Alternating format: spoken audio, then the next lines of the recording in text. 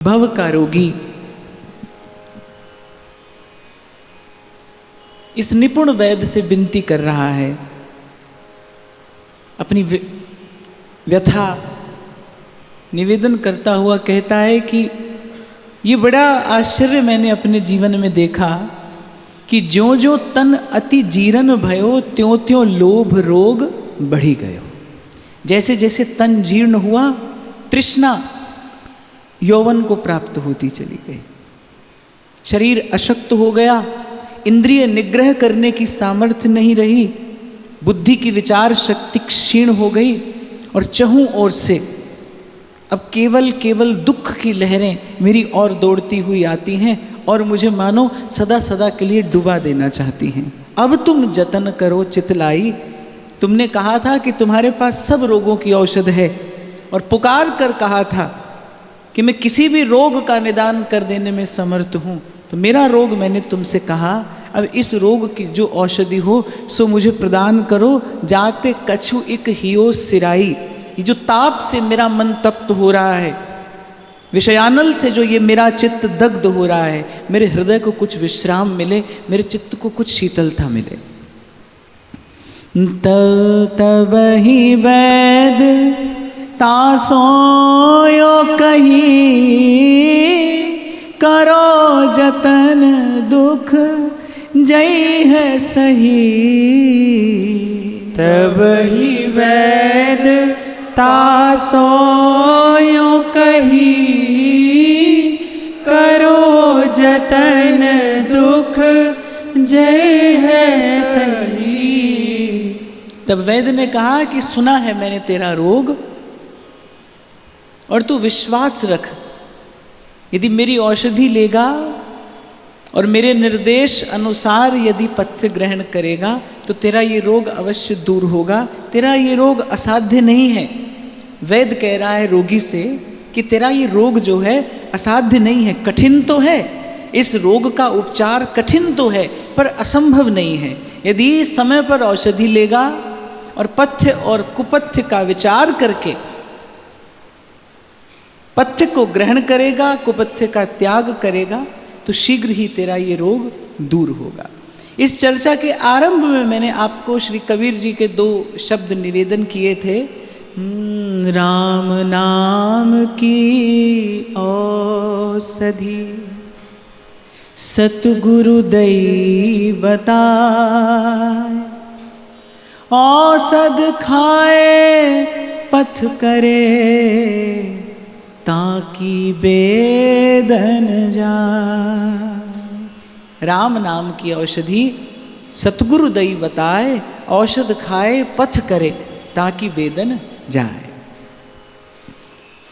वैद्य अपनी औषधि बताता है और क्या पथ्य करना है और किस कुपथ्य से दूर रहना है, सो सब रोगी से कहता है। यहाँ से इस वार्ता की गंभीरता आरंभ होती है। और कल जैसे मैं आपसे कह रहा था, ये ध्रुवदास जी की कृपा है और उनकी वाणी का सामर्थ्य है कि उन्होंने इस छोटे से भाव में बहुत कुछ कह दिया, एक प्रकार से गागर में सागर भर दिया। पूर्व भी मैंने आपको निवेदन किया था कि भक्ति जो है उसकी एक विशेषता है, उसकी एक विलक्षणता है कि वो साधन काल में भी बड़ी सुखद है। सब साधन काल में सुखद नहीं होते, कठिन होते हैं, क्लिष्ट होते हैं, कठोर होते हैं, पर भक्ति साधन काल में भी सुखद है। और मैं तो कहता हूँ साधन काल भी आगे की बात है।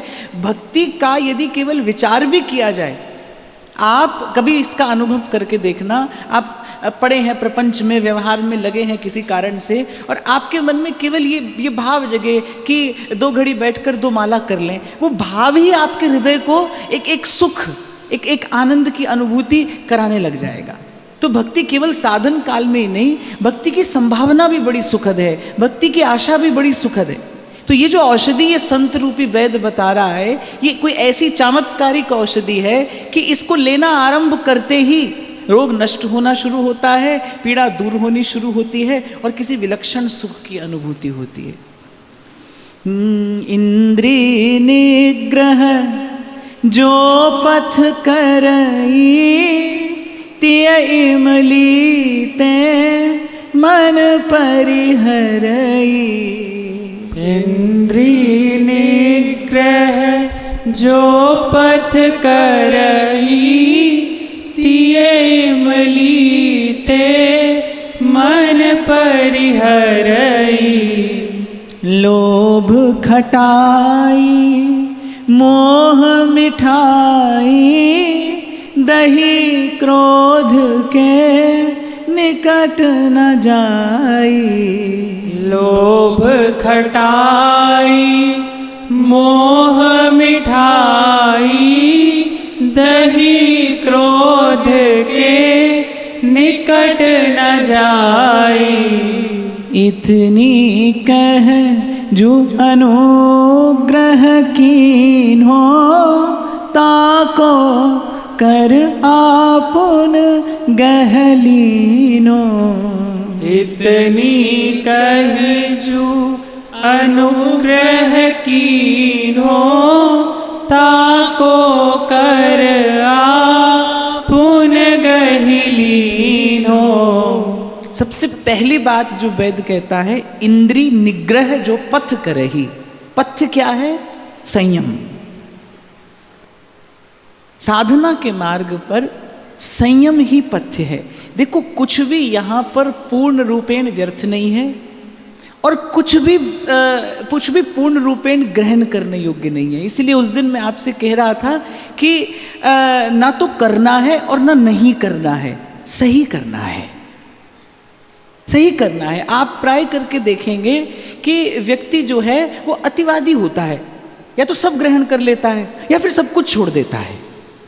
और मैं आपको अपने छोटे से एक अनुभव से कहूँ कि जीवन में बहुत प्रकार के लोगों से मिलना हुआ, बड़े ज्ञान संपन्न, बुद्धि संपन्न, विद्या संपन्न, पर मैं देखता हूँ कि सहज संतुलित लोग बहुत कम देखने में आते हैं। और मैं आपसे कई बार कहा करता हूँ, संतुलन ही जीवन की सुंदरता है। जीवन सही दिशा में गतिमान हो, गति जुड़ी ही संतुलन से है। गति माने आपका चलना, चलते चलते संतुलन बिगड़ जाए तो क्या होगा? आप गिर जाएंगे ना, गिर जाएंगे, चोट लग जाएगी। संतुलन ही आपको गतिमान बनाता है और संतुलन ही जीवन की सुंदरता है। और देखने में आता है, या तो व्यक्ति सब पकड़ लेता है या व्यक्ति सब छोड़ देता है। सिद्धांत का विचार करते हुए श्री ध्रुवदास जी ने बड़ा महत्व दिया है इस बात को कि अविवेकी कौन जो सब गहे और सब छाड़े, और विवेकी कौन जो भली गहे और बुरी छाड़े। अब भले और बुरे का विवेक आपको कौन देगा? ये आपको सत्संग देगा। इसलिए कल मैंने आपसे निवेदन किया था, भाई सब रोग की औषधि तो सत्संग है। सत्संग से लगे रहोगे, सत्संग में बने रहोगे तो विवेक जगा रहेगा, हित और अहित का बोध बना रहेगा, भले और बुरे का ज्ञान हो जाएगा, क्या ग्रहण करना है और क्या छोड़ना है। कई बार विस्तृत चर्चा हुई कि गुण दोष से संसार बना है। भाई, यहाँ कुछ भी पूर्ण रूपेण गुणयुक्त नहीं है और कुछ भी दोष से भरा भी नहीं है। केवल दोष से भरा भी नहीं है, गुण भी है और दोष भी है। गुण ग्रहण करना है, दोष का परित्याग करना है, इसके लिए आपको विवेक की आवश्यकता पड़ेगी। और विवेक बिनु सत्संग विवेक न होई, राम कृपा बिन सुलभ न सोई। बिनु सत्संग विवेक ना हुई। सत्संग के अतिरिक्त किसी भी और युक्ति से विवेक प्राप्त नहीं हो सकता। और मुझे लगता है जीवन को सुंदर बनाने के लिए, जीवन को सफल, सार्थक, उपयोगी बनाने के लिए अगर किसी एक भाव की, एक वस्तु की आवश्यकता है तो केवल विवेक की आवश्यकता है कि आपको भला ग्रहण करना आ जाए और बुरा छोड़ना आ जाए।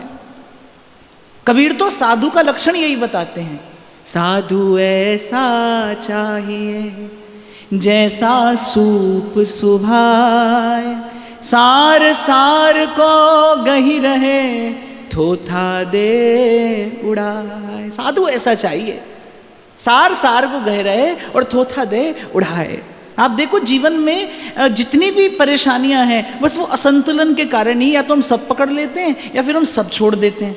संसार को ग्रहण करेंगे, संसार को अपना बनाएंगे तो ऐसा बनाएंगे कि बस हम संसार के, संसार हमारा, और फिर जब उसका परिणाम आएगा तो फिर छोड़कर वहां से भागेंगे।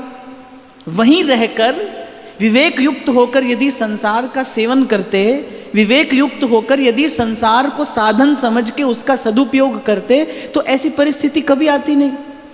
साधक के लिए पथ्य क्या है? संयम है। संयम का अर्थ होता है नियंत्रित जीवन। संयम का अर्थ क्या है? नियंत्रित जीवन। मैं कई बार एक उदाहरण आपको दिया करता हूँ।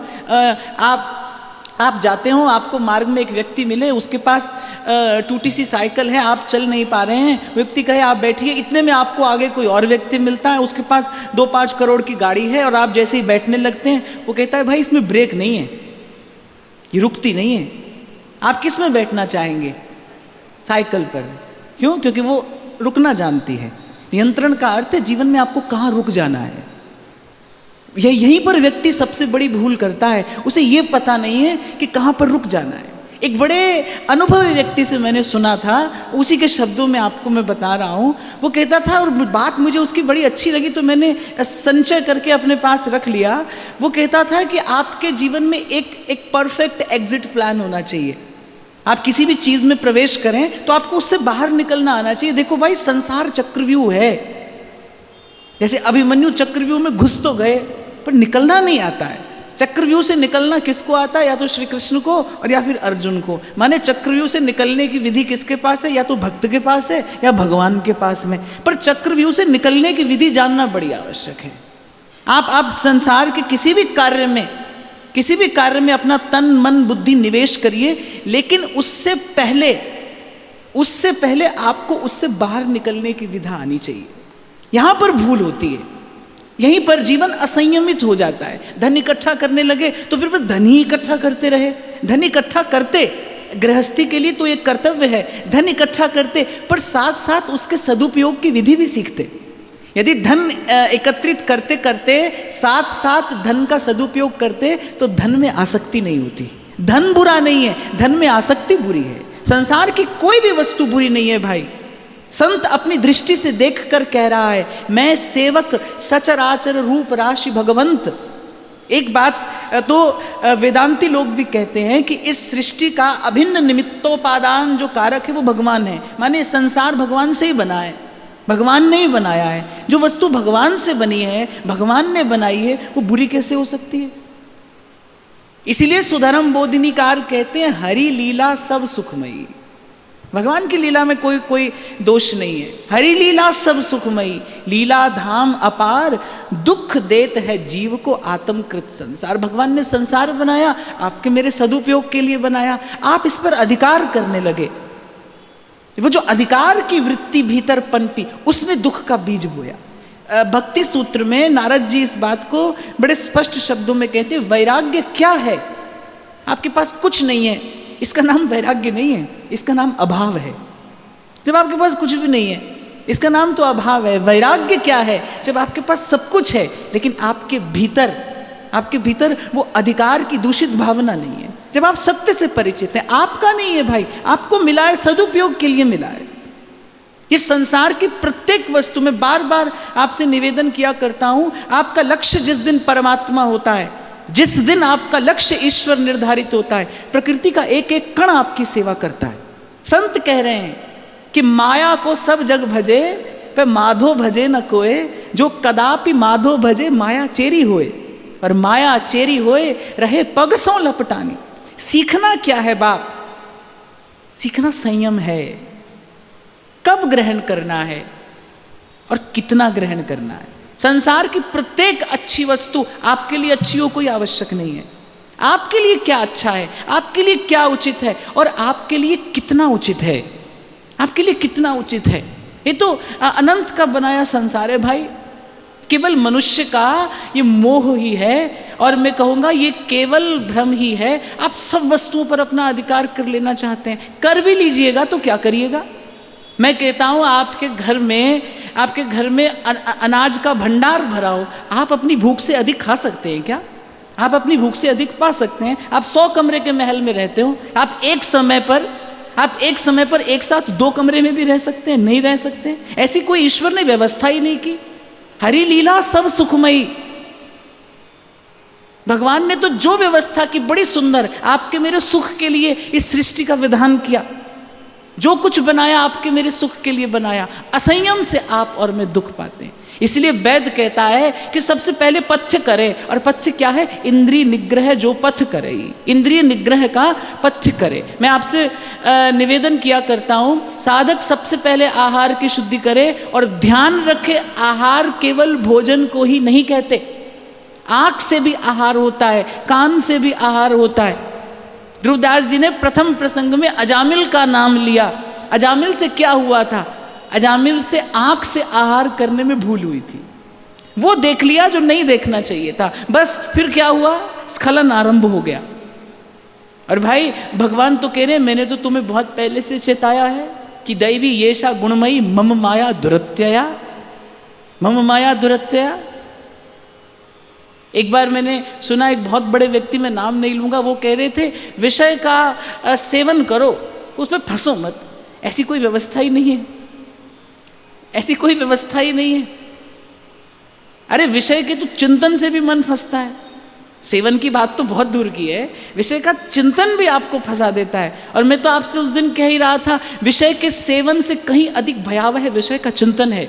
सेवन तो आप थोड़ी देर के लिए कर पाएंगे, पर चिंतन में तो जीव सदा ही बना रहता है, और वही विषय का विष है जो चढ़ा है, वही विषय का विषय जो इस रोगी को चढ़ा है। तो सबसे पहले इंद्रिय निग्रह, क्या देखना चाहिए, क्या नहीं देखना चाहिए, क्या सुनना चाहिए, क्या नहीं सुनना चाहिए। और यदि इतना भी विवेक आपके पास में नहीं है, यदि इतनी तैयारी भी आप नहीं कर सकते, तो फिर ये मार्ग आपके लिए नहीं है, ये मार्ग आपके लिए नहीं है।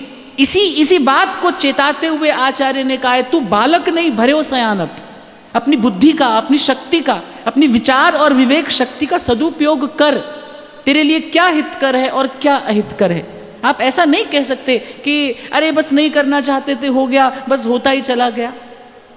ऐसा आप नहीं कह सकते। आप सब साधक लोग हैं, इतना विवेक और विचार आपको करना होगा, क्योंकि यही एकमात्र पथ्य है। ये जो भव का विषय का रोग आपको मुझे लग गया है, चढ़ गया है, जो ये विषय का विष बार बार संसार के विषय का मन स्पर्श करता है, क्योंकि विषय का रस लग गया है, मन को चस्का लग गया है, उसे मीठा लगता है विषय का वो विषैला रस, वो बार बार अपने पतन को जाकर आलिंगन करता है। कैसे उतरेगा ये?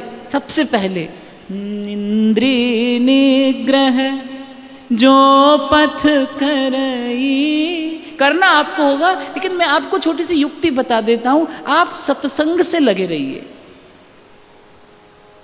सत्संग से लगे रहोगे, विवेक जग जाएगा। और जब जगेगा तो जैसे कल आपसे मैं निवेदन कर रहा था कि भाई मैली जगह पर तो पशु नहीं बैठता।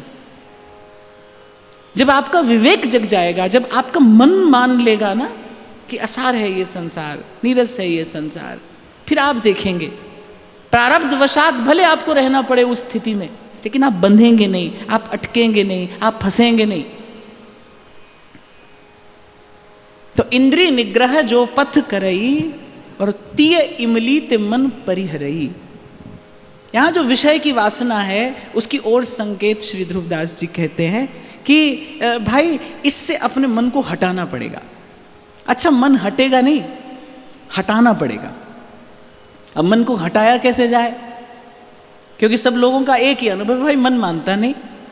पर ये कहकर आप बच नहीं सकते, ये कहकर आप छूट नहीं सकते। आप केवल इतना कहकर बचने का प्रयास मत करिए कि भाई क्या करें, मन नहीं मानता, क्या करें, मन नहीं मानता। मन को हटाना पड़ेगा, और मन को हटाने के लिए क्या करना पड़ेगा? तन को भजन में लगाना पड़ेगा।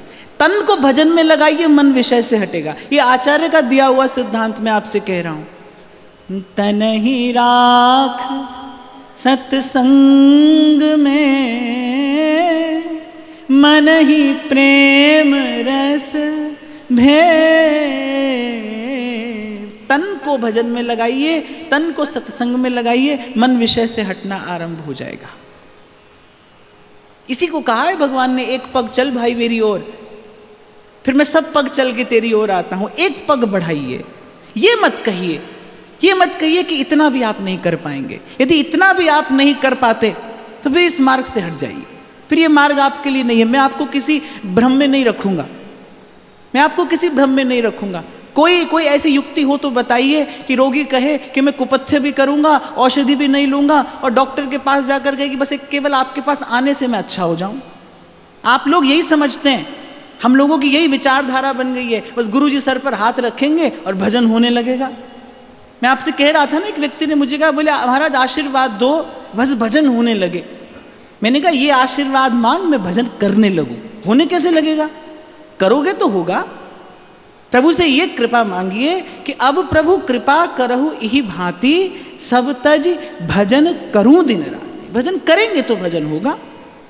कहने से नहीं होगा भाई, करने से होगा। बहुत कहोगे कुछ नहीं होगा, थोड़ा करोगे सब कुछ हो जाएगा। ये एक पंक्ति सदा स्मरण रखना, बहुत कहोगे कुछ नहीं होगा, थोड़ा करोगे सब कुछ हो जाएगा।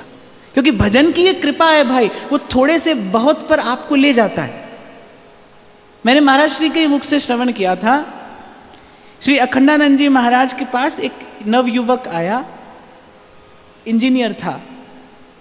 महाराज जी के प्रति उसकी श्रद्धा जागृत हुई और उसने अपनी मनस्थिति यथावत श्री चरणों में निवेदन कर दी कि महाराज मेरी ईश्वर में कोई आस्था नहीं है, पर मैं चाहता हूं कि मेरी आस्था उत्पन्न हो जाए। मैं बहुत प्रयास करता हूं, लेकिन मेरी बुद्धि भांति भांति के तर्क उपस्थित करती है। संत प्रसन्न हो गए कि इसने कोई कपट नहीं किया, इसने अपनी मन की स्थिति यथावत मुझे निवेदन कर दी। तो महाराज ने कहा कि हमारे कहने से कुछ कर सकते हो? बोले आप में मेरी श्रद्धा है, आप कहोगे तो मैं करूंगा। तो बोले ठीक है, बस 2 माला राम नाम की करना आरंभ कर दो। 2 माला, बस 2 से अधिक नहीं करना, 2 ही करना। 1 वर्ष बीता, वो पुनः आया वृंदावन, सत्संग में बैठा, दूर खड़ा दर्शन कर रहा था, प्रणाम करने नहीं गया। महाराज श्री ने देखा, उसको निकट बुलाया। मैं संकोच के मारे आपके पास प्रणाम करने नहीं आ रहा था, क्योंकि मैं आपकी आज्ञा का पालन पूर्ण रूपेण नहीं कर पाया। तो बोले क्यों, 2 माला भी नहीं हुई? बोले नहीं, 2 से 4 हुई, 4 से 10 हुई। आपने कहा था बस 2 ही करना। और बस जाने क्या हुआ कि 2 से 4 होती गई, 4 से अनेक होती गई। तो हंस दिए महाराज श्री, उसके सर पर हाथ रखा, बोले हम केवल इतना ही चाहते थे। और आपको मैं विनम्रता पूर्वक एक बात कहूं कि हम लोगों का कार्य बस केवल इतना ही है, आपको ही करना है भाई। मैं बार बार आपसे कहूंगा, आपको ही करना, और ये आपसे ही होगा, ये आपसे ही हो जाएगा। इसीलिए आपको स्मरण दिला रहा हूं कि मन पूछेगा, मन भांति भांति के तर्क उपस्थित करेगा, भांति भांति के मार्ग निकालेगा, बुद्धि संशय उपस्थित करेगी। सब प्रश्नों का एक उत्तर देना। क्यों बैठना है हमको भजन में? क्योंकि गुरु की आज्ञा है, क्योंकि गुरुजनों की आज्ञा। बस केवल इतना मानकर आप करना आरंभ करिए। हाँ, लेकिन बहुत कहो हमारी तरह, सारे संसार को सुनाओ, अपना ही मन नहीं सुनेगा। कहने से नहीं होगा भाई, थोड़ा करना होगा। और मैं तो ये भी आपको साथ साथ कहता चलूं, करने में आपकी क्षमता कौन कर सकता है? संसार के लिए कितना किया है आपने, कर रहे हो और करते रहोगे। थोड़ा प्रभु के लिए करो।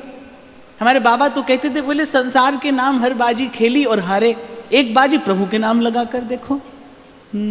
बहुत जन्म बिछड़े थे माधो, ये जन्म तुम्हारे लेखे, ये जन्म तुम्हारे लेखे। मैं तो बरसों से आपसे कहता आ रहा हूं भाई, कोई किसी भी उद्देश्य से यहां पर बैठता हो, पर मैं इस भाव से बैठता हूं कि एक एक श्रोता एक दिन वक्ता बन जाए, अपने मन को कथा सुनाने योग्य हो जाए। गोस्वामी जी कहते हैं ये बात। एक बार श्री गोस्वामी जी ने कहा प्रभु से, बोले प्रभु एक अपराध मुझसे हुआ। शास्त्र में लिखा है कामी को, क्रोधी को, लोभी को, कपटी को, खल को, शठ को कथा नहीं सुनाना चाहिए, पर मैं तो ये कार्य रोज करता हूं। तो प्रभु ने कहा आप ऐसे किस व्यक्ति को कथा सुनाते हैं?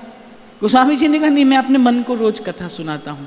अरे मेरा ये मन कामी भी है, क्रोधी भी है, खल भी है, शठ भी है, अपने मन को मैं रोज आपकी कथा सुनाता हूं। तो मैं तो यहाँ इसी भाव से, इसी विचार से, इसी भावना से बैठता हूँ। सुनते सुनते आप अपने मन को सुनाने लगें। यही सफलता है भाई, इस पद्धति की यही सफलता है। आपको विचार करना आ जाए, स्वयं विचार करना आ जाए, समय पर आपको संभलना आ जाए। और फिर कहते हैं लोभ खटाई मोह मिठाई, दही क्रोध के निकट न जाई। लोभ, मोह और क्रोध, काम क्रोध मद लोभ सब नाथ नरक के पंथ। इन परिहर रघुबीरहि, भजहु भजहि जेहि संत। इन सब से बचने की युक्ति बता रहे हैं गोस्वामी जी। इन परिहर रघुवीर भजहि, भजहु भजहि जेहि संत। कभी नाम और कभी रूप, कभी प्रभु की लीला कथा, कभी दर्शन, कभी सत्संग, और कभी प्रभु कृपा करने तो धाम का सेवन। बस इस प्रकार बनाए रखिए अपने मन को इस सत्य के निकट, सत्य के निकट। अंधकार दूर करने की एक ही युक्ति है। अंधकार से लड़ झगड़ कर अंधकार दूर नहीं किया जाता। क्रोध भी है, भीतर लोभ भी है, मोह भी है, पर लोभ, मोह और क्रोध से, काम से लड़कर ये दुर्गुण दूर नहीं होंगे। अंधकार को दूर करने के लिए युक्ति है, प्रकाश करिए, दीपक जलाइए, दीपक जलाइए। राम नाम मणि दीप धर, जीव दे हरि द्वार। तुलसी भीतर बाहरो, जूं चाहस उजियार।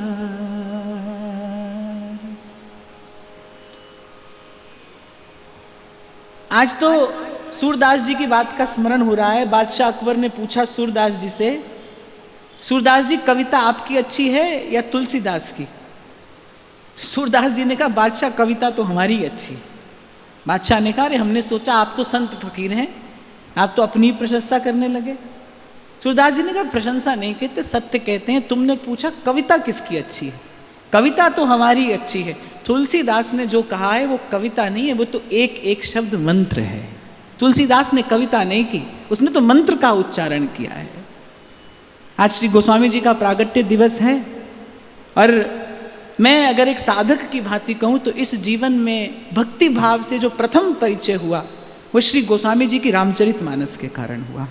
और मुझे लगता है कि भक्ति सिद्धांत को हृदयंगम करना हो तो मानस वस्तुतः मानस ही है, वो मान सरोवर ही है, बिखरे हैं जिसमें भक्ति भाव के, विशुद्ध भक्ति भाव के अद्भुत अमूल्य रत्न। हंसवत कोई उसका सेवन करे तो वो अवश्य उन रत्नों का संचय कर सकता है। राम नाम मणि दीप धर, जीव दे हरि द्वार। तुलसी भीतर बाहरों, जूं चाहस उजियार। इतनी कहे जो अनुग्रह कीनो, ताको कर आपुन गह लीनो। ये कहकर कि भाई लोभ खटाई मोह मिठाई से दूर रहना, और दही क्रोध के तो निकट भी मत जाना। तिये इमली से मन परिहरहि। और ये सब हो पाएगा कैसे? हरि का भजन करना। हरि का भजन ही आत्म तत्व को बल प्रदान करता है। आप देखो, दुर्गुण से दूर होने का और दूर रहने का प्रयास साधक करता है, पर रह नहीं पाता। क्यों? क्योंकि आत्मबल नहीं है। आत्मबल नहीं है। आत्मबल बढ़े तभी मन अपने अपने संकल्प के, शुभ संकल्प के अनुरूप कार्य करेगा। और आत्मबल को बढ़ाने की एक ही विधि है, आत्मबल को बढ़ाने की एक ही विधि है, साधन को हरि भजन है, कै सतसंग सहाय। नारी देखत शीस डुलायो, रयो अपथ कियो मन भायो। नारी देखत शीस डुलायो, रयो अपथ कियो रंग मनोरथ करन विचारो, हरि सो मीत ना कबहु संभारो। रंग मनोरथ करन विचारो, हरि सो मीत ना कबहु संभारो। विषय जूप खेलत रहो, कबहु न मानी हार। विषय जूप खेलत रहो, कबहु न मानी हार। पियो जो मदिरा मोह की, सब सुधि दई विसार। पियो जो मदिरा मोह की, सब सुधि दई विसार। मत भयो अपवपु न संभारत, छिन छिन विषय धूर सिर डारत। मत भयो अप बपु न संभारत, छिन छिन विषय धूर सिर डारत। त्रिगुण मोह की लगी तो ही बाता, ताते उपजो है सनिपाता। त्रिगुण मोह की लगी तो ही बाता, ताते उपजो है सनिपाता। तो नारी देखत शीश झुलायो, जैसे ही रोगी का हाथ लिया वैद्य ने अपने हाथ में और नाड़ी परीक्षण किया, कहा कि रहो अपथ्य कियो मन भायो। अरे रोगी, तूने तो बहुत कुपथ्य किया है, मन भाया कुपथ्य किया है। रंग मनोरथ करण विचारो, हरिसो मीत न कबहू संभारो। इस मन से तूने सतत अहर्निश निरंतर विषय का सेवन किया है। आप स्मरण करें, कल भी मैंने आपको निवेदन किया था, प्रत्येक श्वास आपको 2 अवसर प्रदान करती है। उसी श्वास से विषय का चिंतन करके पतन भी हो सकता है, हरि के चरणों का स्मरण करके भजन भी हो सकता है। प्रत्येक श्वास, आती जाती श्वास आपको 2 अवसर प्रदान करती है। वो अवसर चयन करना आपका कार्य है। विषय का चिंतन करोगे तो पतन हो जाएगा, हरि का स्मरण करोगे तो भजन हो जाएगा। कहा रंग मनोरथ करण विचारो। जब भी आपसे मैं कह रहा था, विषय के सेवन से कहीं अधिक दुखदायी विषय का चिंतन है। याद करिए, कल आपसे मैं कह रहा था, छोड़िए मन को, देखिए कहाँ जाता है मन। यदि सहज में मन संसार की ओर जाता है, माने अस्वस्थ है, मन रोगी है। यदि बार बार जाकर संसार के विषय का स्पर्श करता है।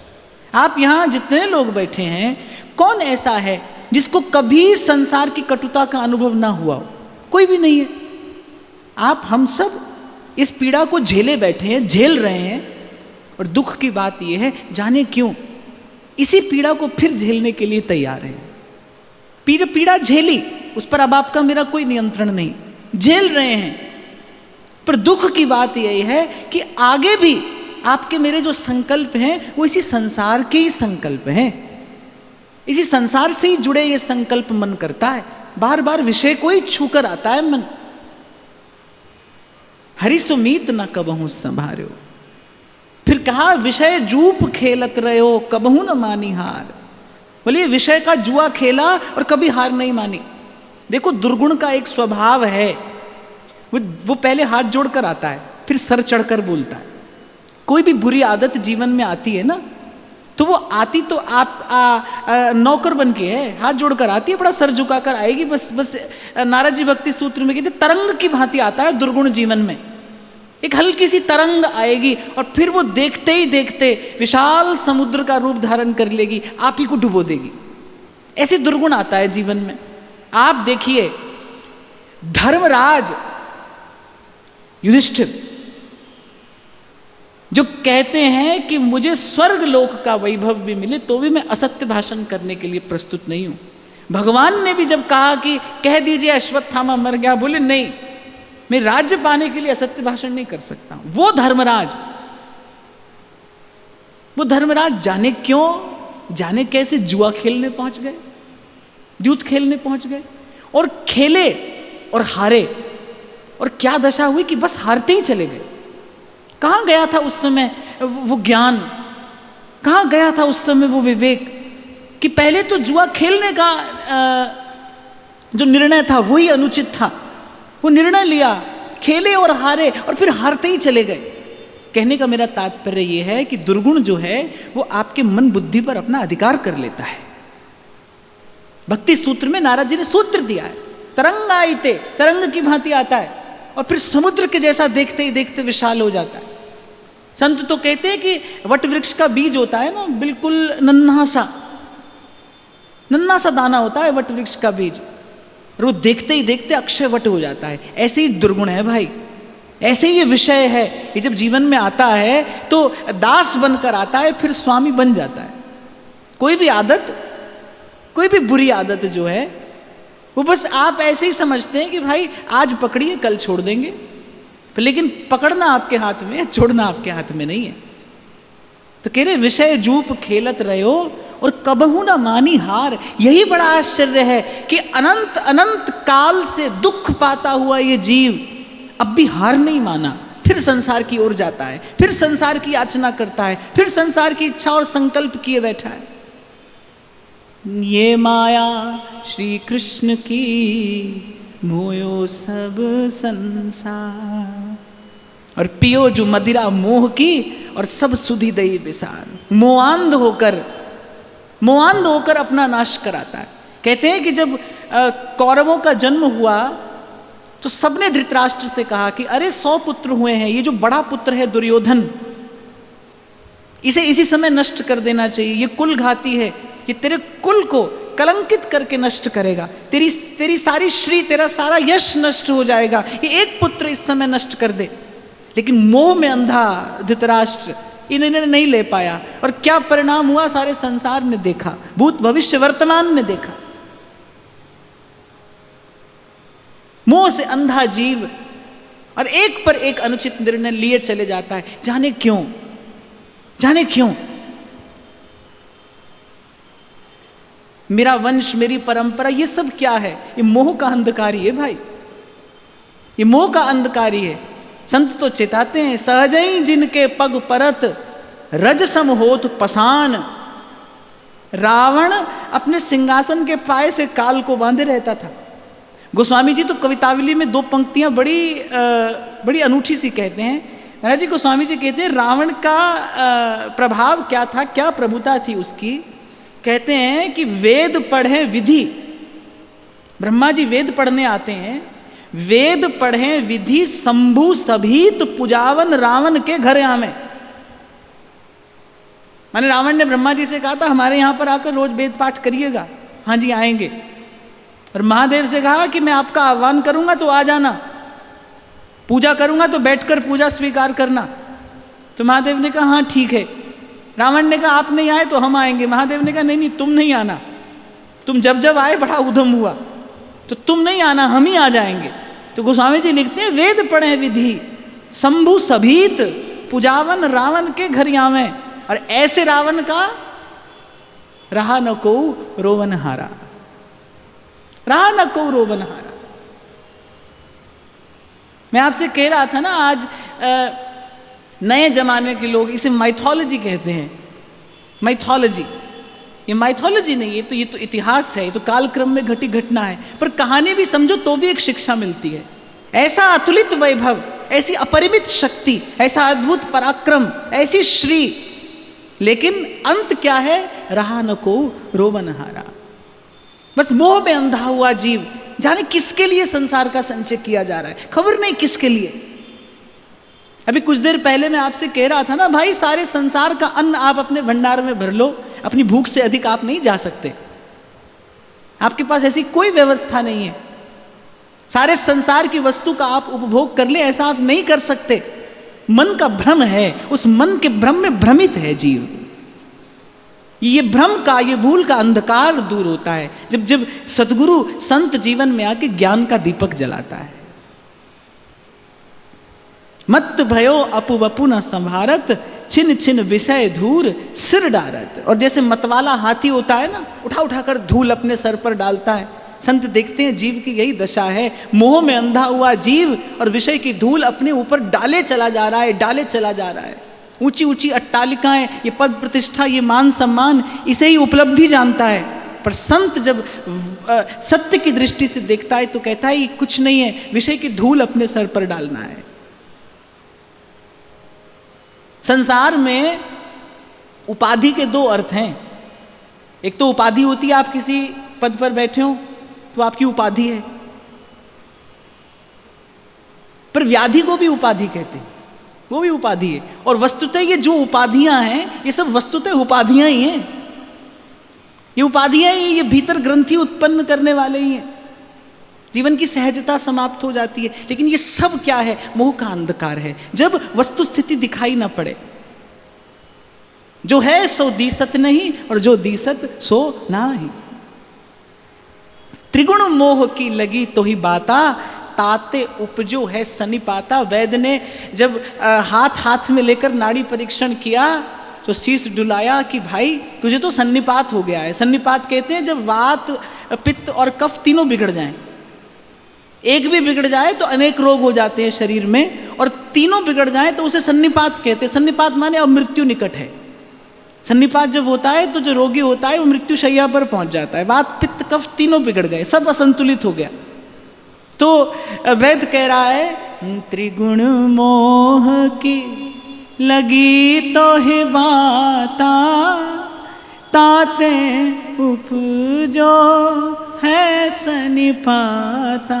सत्व रज तम, जीवन में भीतर बाहर इन तीनों की एक निर्धारित मात्रा है।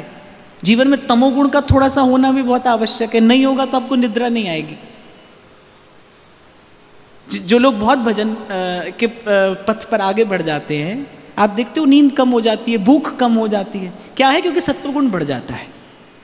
पर सत्वगुण सहज से बढ़े, सहज में तमोगुण घट जाए, वो तो स्वस्थ स्थिति है। खींचतान इससे बिल्कुल करने का प्रयास नहीं करना चाहिए।